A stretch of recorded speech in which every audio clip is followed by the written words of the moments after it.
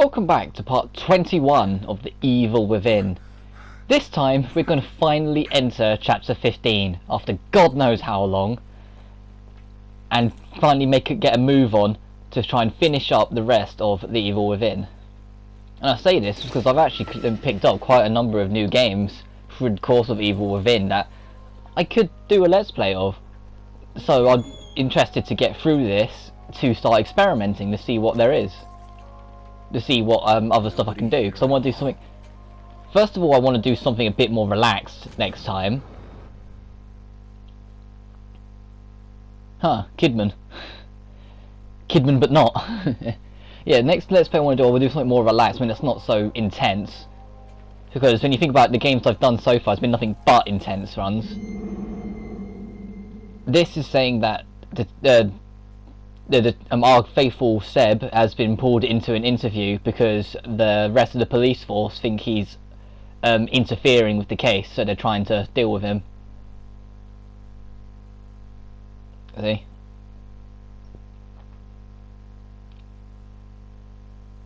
And this, I made doubly sure, this is the very last time you'll ever have access to the Beacon Mental Hospital here, so check your keys, because it's the last chance you're getting. I thought the one in chapter 14 was, but no, they give you this one free pull-in at the start of chapter 15. And the only reason I remember this is because of Sebastian pointing out that there's no one here at all when he gets here. And we have quite a bit of gel to play with in preparation for the grand finale. Well, I'm saying that chapter 15's another big chapter, so we probably won't get it all done in one part.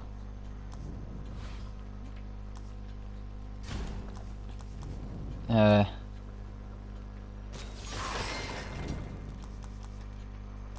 is, the plot for this area is still advancing forward. Like, they want me to move to where the shockwave is, so I'm just upgrading with shockwaves. But I have enjoyed going through Evil Within again. I didn't think I was going to enjoy it that much, but I wanted to do it because it was going to be a... Oh, thanks. Because it was going to be a longer project. And so I wanted to do at least like one longer project because like doing so many short projects, I couldn't really get into a flow with the videos. Not I mean like in terms of uploading, in terms of me actually progressing as a YouTuber and as someone talking to a bloody screen with no one else in the room. Start getting that confidence, building it. It's a lot easier to do when you've got a long project to work through than something short. Even if this Let's Play by far has had the most delays of any Let's Play to date, which I humbly apologise for, it's just how things are sometimes, especially around exam season and illnesses. Yeah, I've been ill twice this Let's Play, for fuck's sake.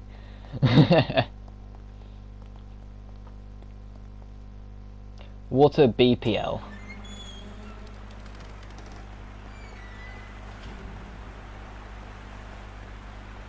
To be fair, we're currently following Leslie. He's got like something interesting to show us. Alright, kid, where are you taking me? As Seb is pointing out for us. But the thing is, some of these corridors are huge. And Seb does not move down these quick. Come on, Seb.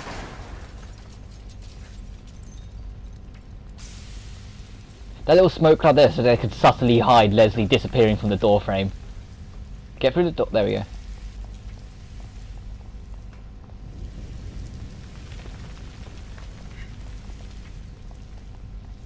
Look at this. There's no need for the corridor to be this long. This way. At all. This way. Oh, shut up, Leslie. I'm coming. It's just taking a while because it's a fucking huge corridor. Hello. Is he going up or are we going down?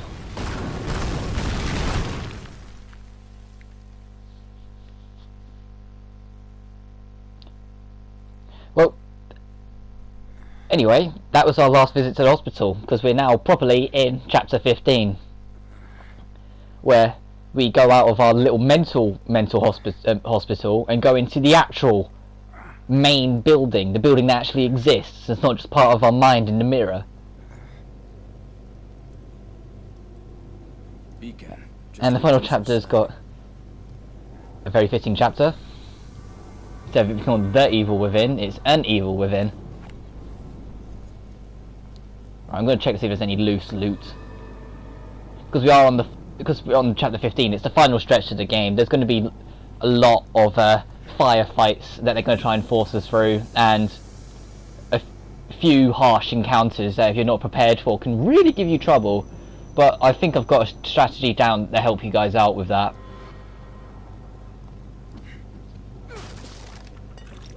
And in fact, the actual final boss of the game, once you understand it, it's really not that hard.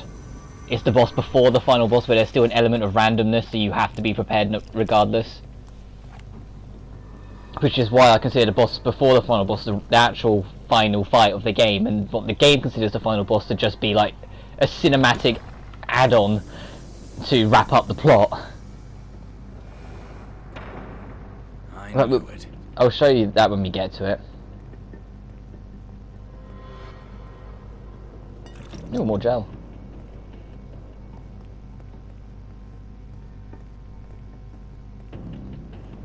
Now remember, we were here right at the very start of the game. When we started the Let's Play, we walked into that room there. There was a computer, and Ruvik like fucked us up, and we ended up in the basement.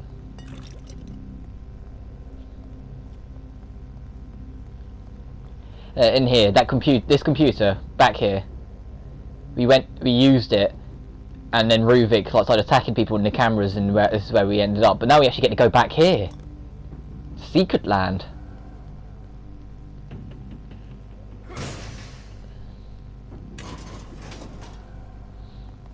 Oh, and loads of stairs.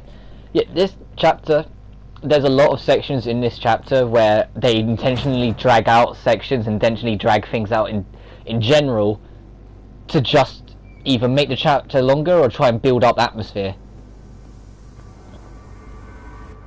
Wow, I forgot how slow these moves. Well, since there's no full damage, I'll just do that.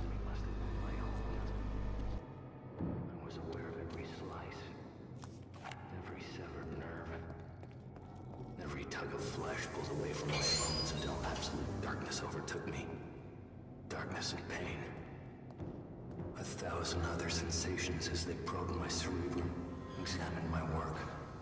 An eternity of intensity. Pain. Pleasure. Rage. Ecstasy. Blending together into a single piercing noise. Until the darkness was broken by sparks. Like twinkling starlight. The pain. The noise. The light blends together, takes shape. It's a place I know so well. My prison. My home. That's pretty much Ruvik just explaining how he felt and what he felt when he got put in the machine by the doctor.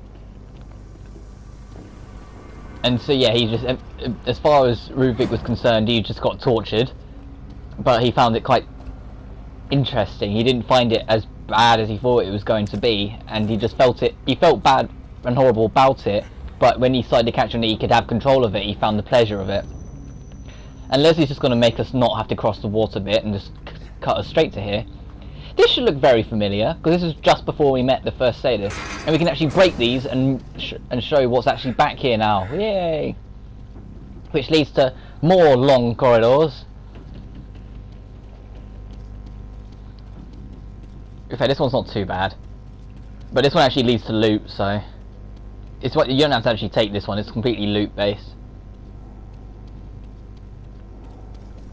Because I have a point in mind in my head of where I'm going to cut this video off, and I'm aware that it's going to make this video actually kind of short, like 16 minutes or so, maybe even 17 if we're lucky.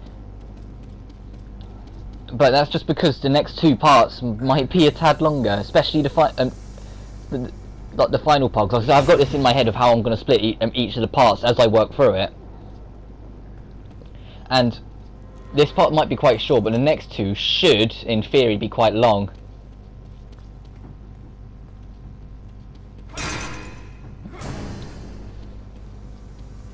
I still like that you can just punch locks off.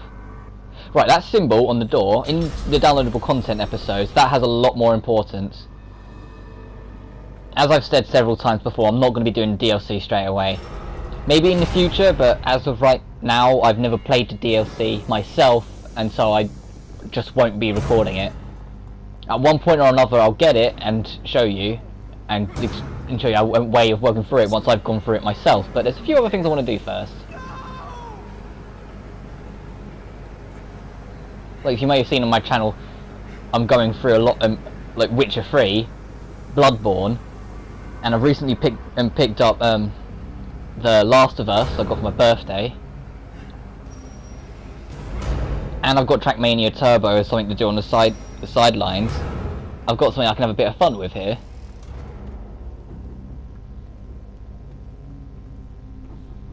So I've been getting a tad distracted by those games, so I haven't been recording much of this as well, plus exams. I want to record something else, to be honest. I'm kind of bored with Evil Within at this point. Like, I enjoy it, and I'm happy to go. I've been enjoying going through it again, but I forgot how long this game actually is. Device is a perversion of my own. The device I should have created. My data, my equipment, my theories, my mind. They replaced my husk of a body with a new dimension of torment. Now that, I think, is explaining what Rubik actually felt as the operation that put him into the machine happened. Because it's not like the rest of us where we got like a plug in the back of our head. He got his brain surgically removed from his body and forced into the core of the machine. So as you can tell, he feels a tad differently towards what we feel. He suffered. Oh.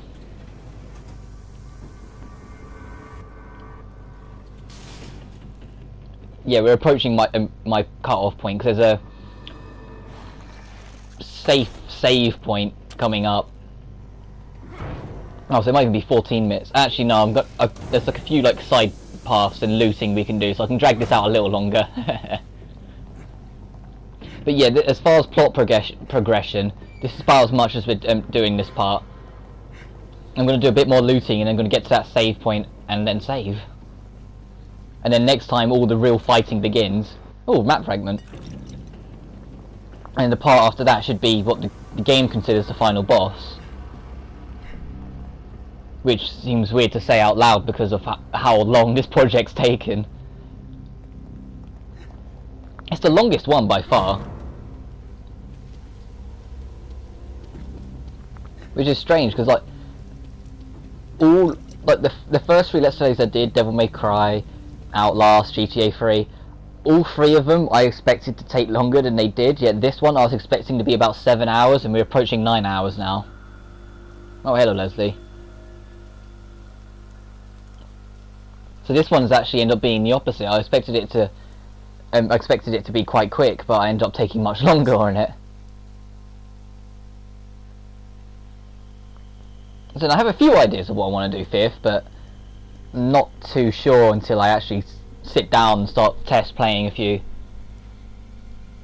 Because I've said it before and I'll say it again, I do want to do Bloodborne at one point in the future, but I need a lot more experience with the game. Like, I need to go through it a few more times so I understand everything before I can go through it myself for recording.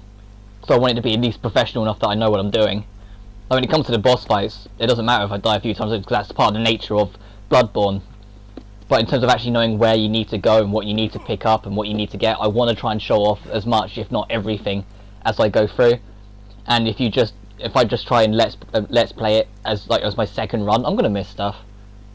Simple as that.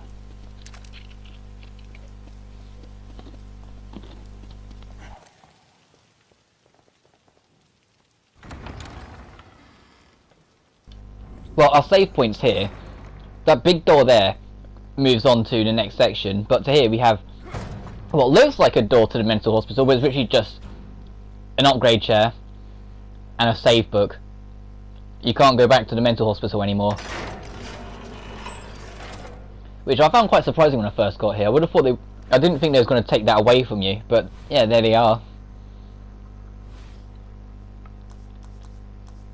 Now let's see what the hell we can upgrade.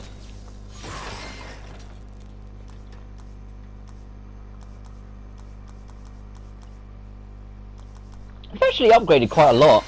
I'm looking through it, and there's like some of them are actually near complete or are complete. I'm surprised.